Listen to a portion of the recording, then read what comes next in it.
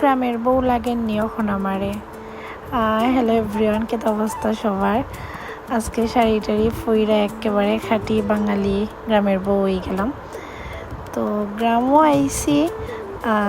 সবাই মনে করে যে আসলে গ্রামও থাকলে গ্রামের খেতেই তাকা লাগবো, কিছু কিছু মানুষ আসলে এটাই মনে করেন।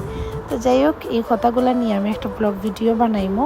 অনেক দিন ধরেই প্ল্যান করলাম, বানাইতাম আসলে পারি না, সবাইও আসলে সরাসরি কিছু খাওয়া যায় না।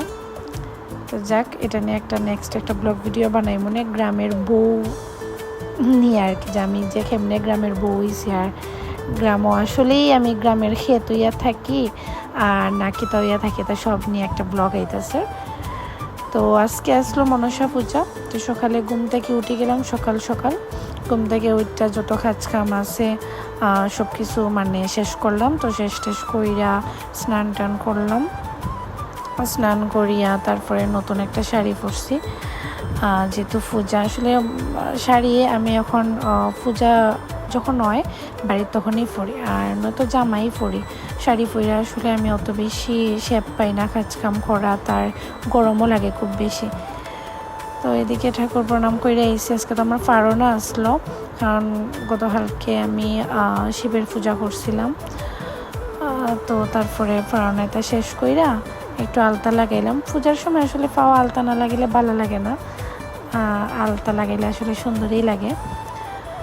তো তারপরে এদিকে ঠাকুর মশাই আইসেন, আমরা আবার মনসা পূজার আয়োজন চলতেছে। আর আমি স্নান টান কইরা কাপড় মেলা দিলাম, যে কাপড়টিও একটু শুকানি দিলে, এখন দিনের অবস্থাও ভালো না, কোন সময় মেয়ে গাইব।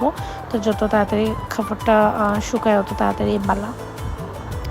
আর মনসা পূজা হইতাছে আমার জেঠি শাশুড়ির গড়, আমরা গড় আর মনসা পুজো হয়েছে না, মানে এদিকে একজনের গড়ই আর কি হয়, হয়তো জেঠি শাশুড়ির গড়, মেজর জেঠি শাশুড়ির গড় আর কি।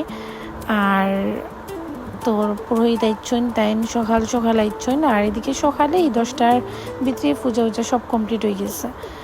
তো তারপরে পূজা শুরু হয়েছে, আর আমি ফাঁকে দিলাম একটু রুটি বানাইতাম, কারণ আমার শ্বশুরমশাই তাই সকাল ওইটা দোকানে গেছেন গিয়ে।